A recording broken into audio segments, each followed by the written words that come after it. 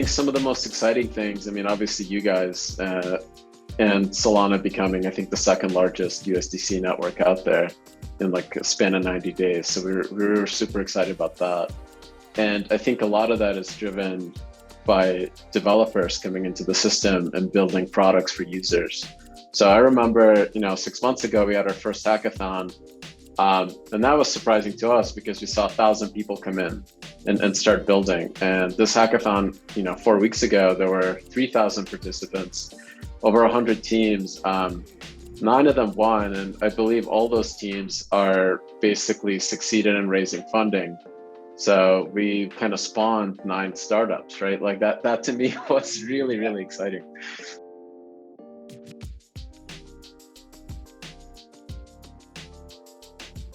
You guys just shipped really quickly. So that's always like just awesome for me as an engineer working at building a startup. Oftentimes when you work with big companies, it just takes forever to get to like actual shovels in the sand, like moving stuff. But you guys moved really, really quickly.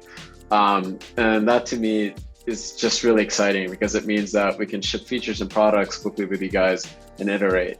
If we don't iterate, I think this is when we basically just fail, right? We won't be able to replace the incumbent. So with you guys, I'm just super excited how fast things move, the kinds of products we can build.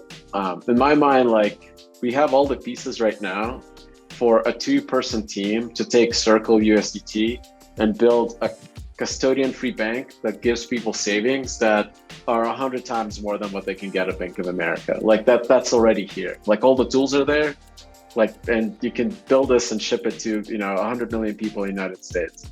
So it's really just a matter of finding those folks that have that kind of drive and vision to execute on it.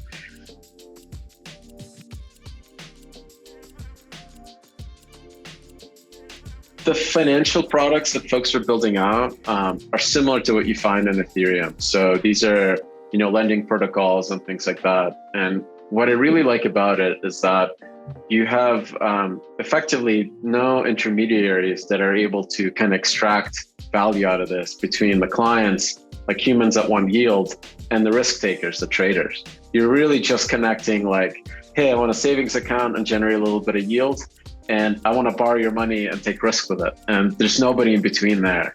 And that's really, to me, has always been kind of this dream of blockchain. It's a way for us to create a super connected world, a true peer-to-peer world where there isn't anybody between anyone else. Like, if you think about Facebook's social graph, there's a bunch of links, right? And that's how the world works. There's always links, and those links take a little bit off every time.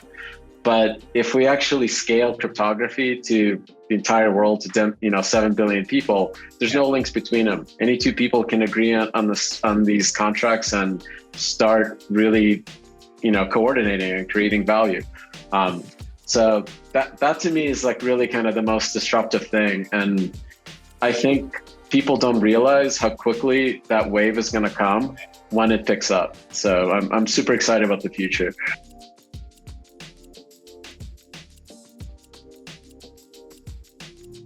I think the humans will probably be the very small portion of like the actual transaction limits. Our goal from the start of this network, we had these really cheesy slides when we were first building it, was that Solana is blockchain and NASDAQ speed.